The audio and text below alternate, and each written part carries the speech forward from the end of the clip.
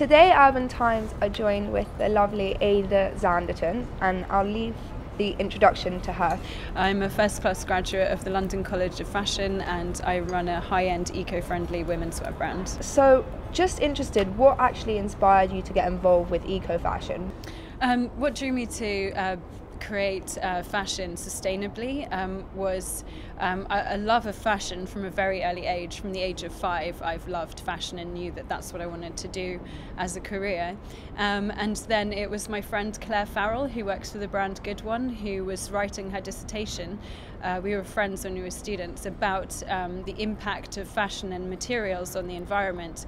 And then I went along to a talk by Catherine Hamnett with Claire, and Catherine was talking about the impact of pesticides and alternatives like organic cotton, and the impact of fair trade versus the practical slavery that many people in the cotton industry experience. And that was kind of what drew me to question, like, is something beautiful if it's just well designed, or is something have to be beautiful? Does something have to actually have ethics behind it? Sure, definitely. So, regarding your jacket that you're wearing now, yeah. It's one of your own. Could you tell us a little bit about the sourcing that went into this particular jacket? There's a lot of sourcing in this jacket. Well, I used a veg tan leather, which is from Italy. I've used an English woven wool, which is from Yorkshire.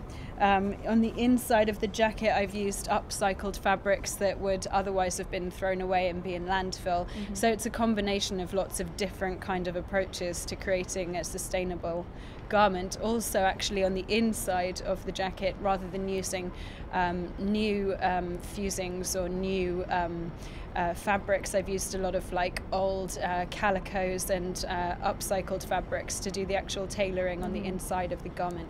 So it's from the inside out, trying to think about another way of creating a tailored garment. Your pricing starts from around £200. Yeah.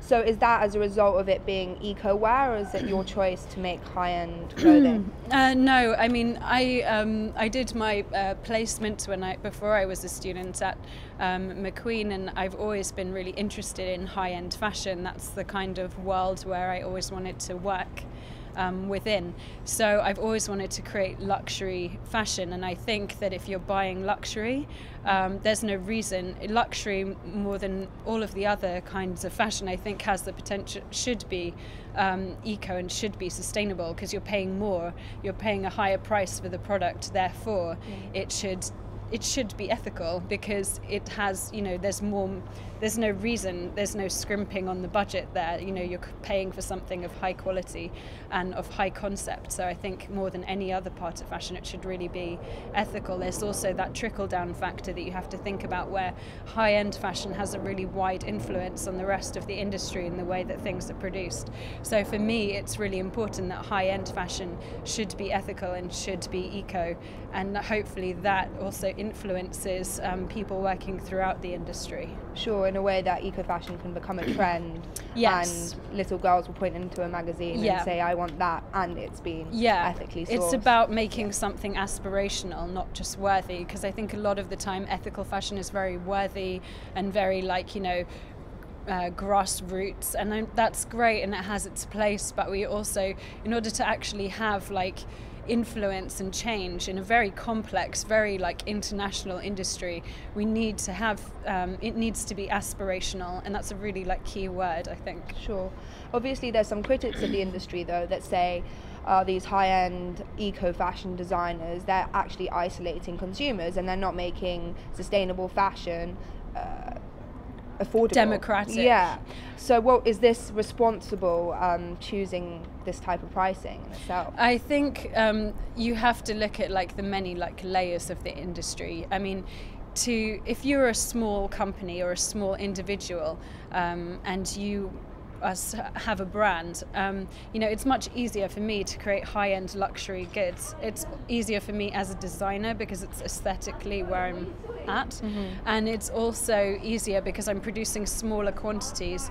I'm doing something that's more about the concept and setting a trend. There are huge companies who already exist who work within that realm of high street fashion, and I think it's for them to hopefully talk to people who do what I do and to then themselves work out how they're going to make what they do more eco and more sustainable. And I think that a lot of people in the high street are actually doing fantastic things when it comes to like becoming more ethical and sourcing more sustainably. If you look at the difference between Marks and Spencer now and Marks and Spencer like 10 years ago, they've done a huge amount to kind of make their sourcing more sustainable and, you know, more responsible, and they've done more to up the production of organic cotton than many other people. Sure. And to talk about your designs in themselves, they're quite structural. Yeah. I know that you're quite inspired by science, and you were growing up watching National Geographic. Yeah, so I had a subscription to National Geographic from about the age of 6. Well, I think that's very cool, actually. So can you go a little bit into how this inspires your design and how you incorporate your scientific interest into your designs? Well, I don't pretend to be a scientist or a biologist or anything, but I love animals. Basically, I've been reading National Geographic since I was a kid. I've always loved like nature documentaries, anything to do with animals. I'm like a little bit obsessed about it. And it was actually when I was watching a TED talk by Janine Benyus, who writes about biodiversity and biomimicry, and she was talking about how she'd been working with architects, how she'd been working with engineers to kind of identify processes in nature and how they were effective, or how certain things have evolved, and then the way they've evolved, how that kind of can show us a new way of using functionality or designing. And I just thought that was an incredibly relevant and interesting way of thinking about design, and I've just read a lot of her work and aspired to kind of incorporate that into my own methodology. In the eco-fashion industry at the moment, there's a lot of talk surrounding labelling, and that it should be mandatory for fast fashion and ethically sourced fashion to have labels to say what grade of organic or fair trade or whatever it is. What do you think about this? Would you like this to be implemented in the future? Labeling is like tricky because you can under-label and you can over-label. I think it's just more about like transparency, but I think that things should have more information with them, because I think it's very easy at the moment to consume without any thought to the origin of what you're consuming, and I think it would be really nice if things were just more clearly explained, like on a wider scale, so that when we consume we just have that much more immediate connection to, I'm buying something, but this thing I'm buying had an origin, it had a maker, it had a farmer who maybe grew the raw material that was needed to create it. And I think if we just had that more transparency and more storytelling around what we consume, we'd consume in a better way. We'd actually have more of a connection. And what advice would you give to those people that are wanting to make a transition with their wardrobe choices and going towards the eco and more sustainable things without spending a fortune? Yeah, without spending a fortune. I mean, I definitely don't have tons of money. I make clothes because I can't afford to buy really expensive high-end designer clothing myself. My advice for people who want to consume sustainably and be able to dress sustainably and don't necessarily have the budget to buy really expensive clothing. It's interesting, this idea of not having the budget as well, because I have friends who have complained to me, oh, I don't have enough money to buy like this eco designer or that dress or whatever, and then I've got them to like get all of their receipts together of every like cheap piece of fashion that they buy and add them up, and then often they find like I've actually spent like thousands of pounds on tons of really cheap clothing that I actually no longer have in my wardrobe a year later. So I think one part of it is about reevaluating, like actually how much do you spend, what do you spend it on, and does it really last? So you're being stocked by the likes of ASOS now. What does that mean to you as an eco-fashion designer? Yeah, the diffusion line of my jewellery is being stocked on ASOS, and it's going to launch alongside the ASOS Africa line, which to me is fantastic. I designed the jewellery with Lutza Amani. I should just quickly explain. She's collaborated on the jewellery with me since the beginning, and when we started doing the jewellery together, it was very much like to go with the showpieces, and we were using like really crazy materials like ceramics and recycled perspex and all this kind of stuff. And we didn't really at first do it to sell it, and then like very quickly we got a very positive response to what we were creating. So last season we did the first sort of proper range of jewellery to wholesale as to go with the main collection. And then this season we've done our second range, but from that very first sort of range of, we're really targeting this jewellery to sell and to go into stores, whilst maintaining this eco concept of what we're doing. That got noticed by ASOS, and then we started talking to the design team and the buyers there, and they loved the idea of us doing a diffusion of that to go alongside ASOS Africa, which is a really great line as well.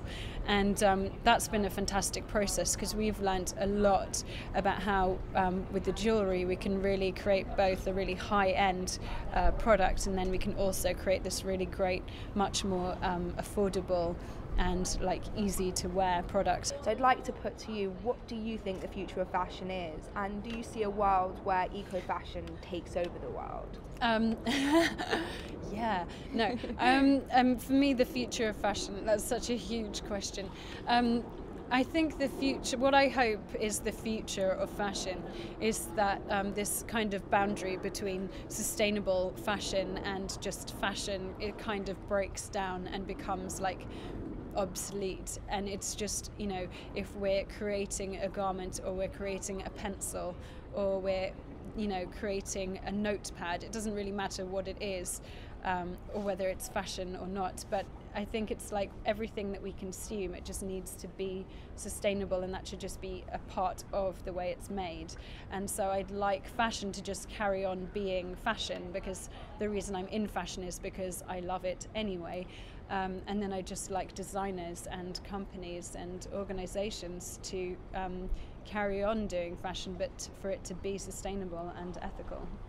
Well, Ada, thank you. It's been really, really interesting. Thank you. On behalf of Urban Times.